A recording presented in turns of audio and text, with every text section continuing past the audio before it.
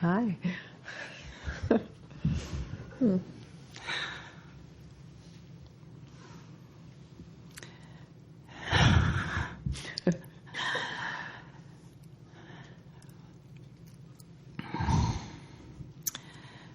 Well, you've called, and I came, and I'm tired of postponing. I think that's what my life has been, postponement. Mm-hmm. And that's where the pain has been. That's where the incompleteness has been. And you said to me once that I wasn't afraid of sickness and dying, I was afraid of living. Mm. And I've sat with you. I've been, this is not new anymore. And I've always been looking for, what is it that's been holding me back? And just a few minutes ago, postponement became so clear because I was postponing sitting with you all of this time. And that's all I wanted, is to come sit with you.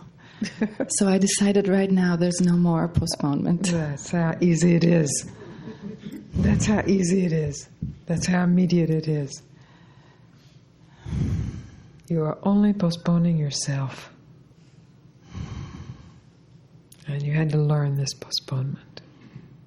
And you have the choice to stop it. And then here you are. I don't know how my hand went up in the air. It just... Quite naturally. Quite naturally, with no thought of it necessary. Because when you say that your whole life has been postponement, I know that's not exactly true. There has been postponement, let us say, I'll accept that much, as a force in your life. But that's not what your life has been about, or you would not be here. Right? You could not be here. There are many ways to postpone, but coming here is not one of them.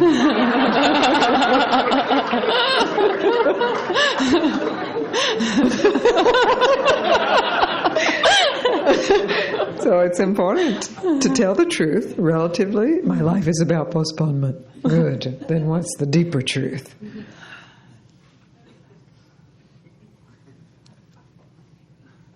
You are here. So what is the deeper truth? You tell me. What cannot be postponed? What is not even in the realm of postponement?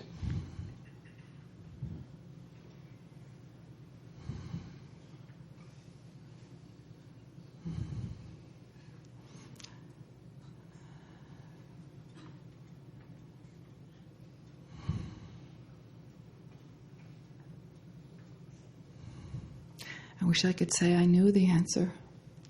I can't find an answer. Then where are you looking? Are you looking in thought? For a thought to formulate so that then you could say the answer?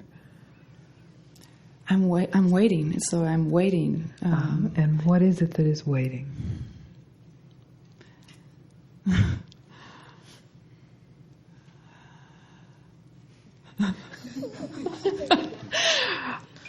I don't know of anything that is waiting. And who are you?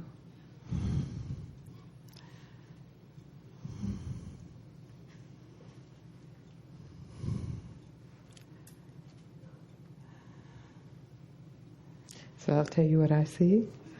The moment I said, "Who are you?" Wow, there was a shot of light, and then, oops. I'll get in trouble for that. Maybe that's arrogant. No, it can't be that. Because in this direct present knowing, you know who you are. And it has caused trouble. It has caused trouble because it is not socializable. And it, as a child, as a baby, you know who you are, and you are too beautiful, too radiant, too free. and you have to be taught, no, not that. This little girl, doing good, doing badly, learning this, not learning this. But I know that story. yes, but deeper than the story, closer than the story, and really unaffected by the story.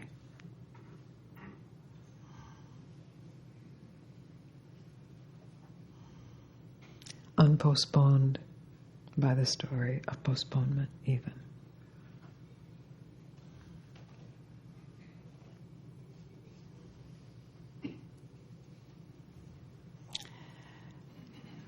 All of my life, I've wanted to be authentic. Yeah, yes. All of your life, you have wanted to be who you are. That's what authentic means, isn't it? Yes. I want to be real. Yes. I want to stop faking it. I want to stop imitating, because you don't like the taste in your mouth and the imitation and the faking, even if you're a very successful faker. You know you're faking it, right? You know you're faking it. You got to at least know that. That gets you in the door. You know you're faking it.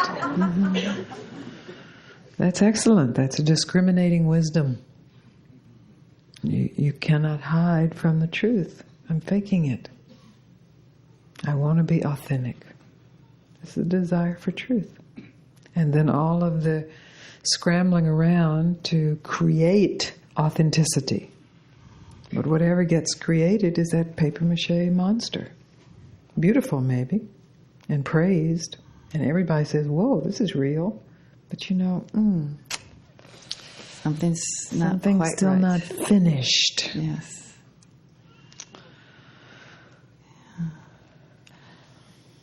So here you are.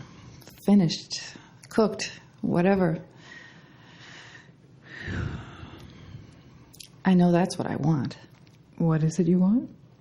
The papier-mâché monster to be finished? And No. Good. No. You see, you know No. that with all clarity. No, I know that with all Good. clarity. Then, do you want, when you don't want that fixed, is there any desire left?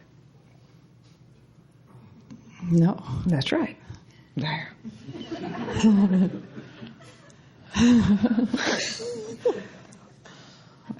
It's nice to know what you want, what you really want. Yes.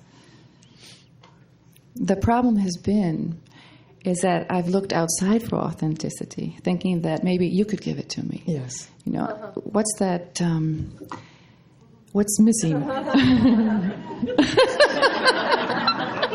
Down farther a little bit more.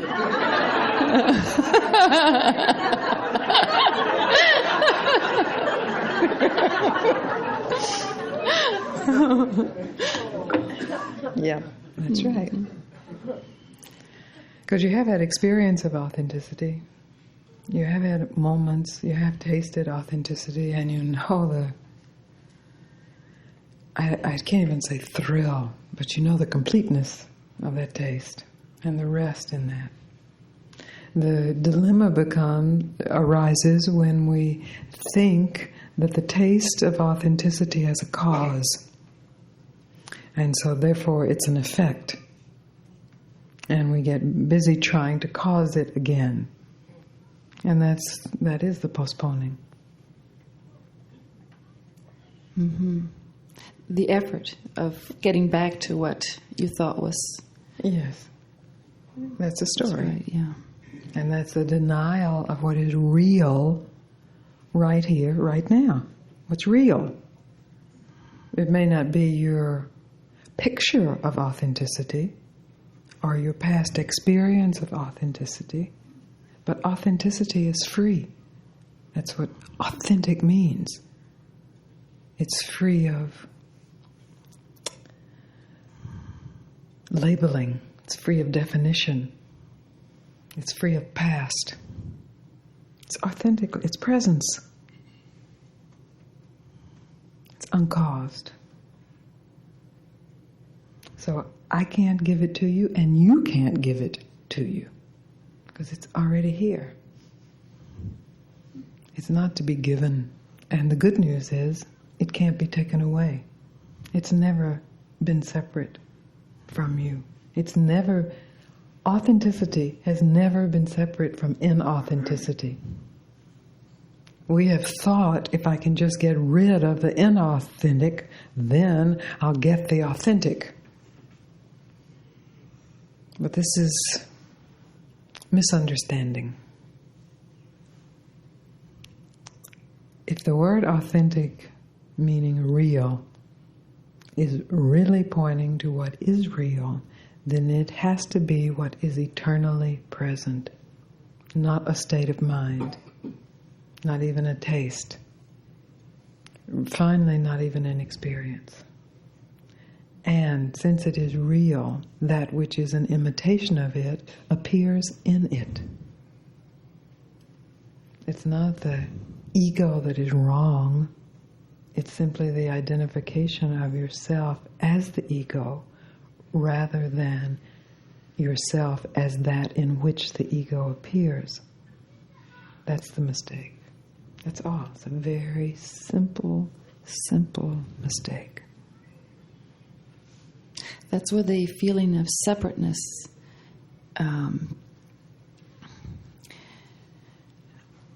makes me want to grab.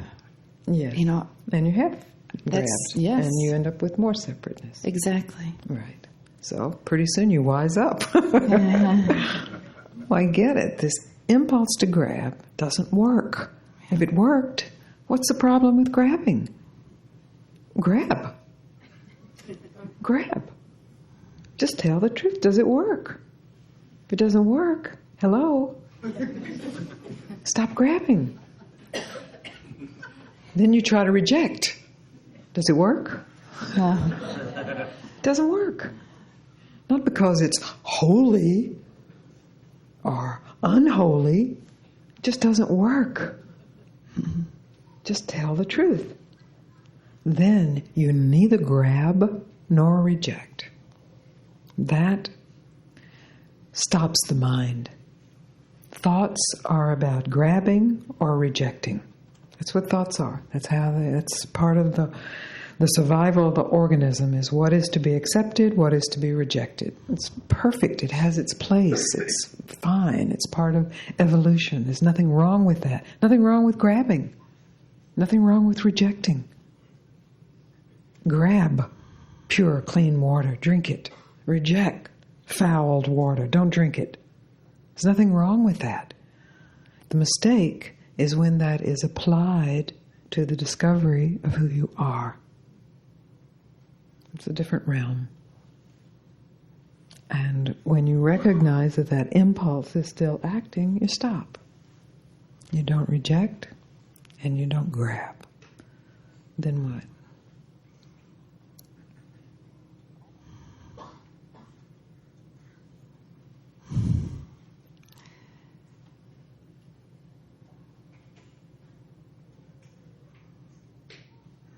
That's right.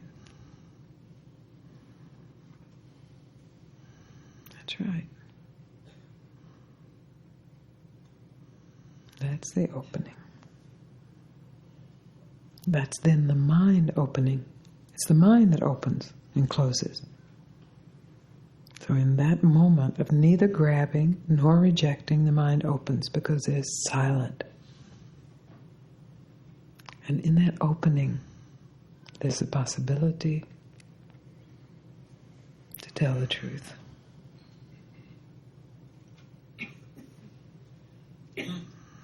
Not tell the truth as you would hear the truth in terms of grabbing the truth or rejecting the story, but to tell the truth as openness, as spaciousness,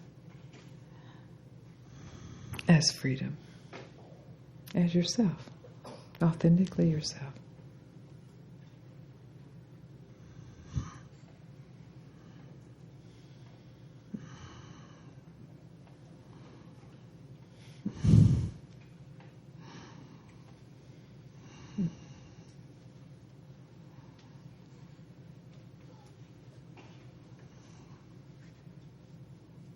Thank you for being in my life.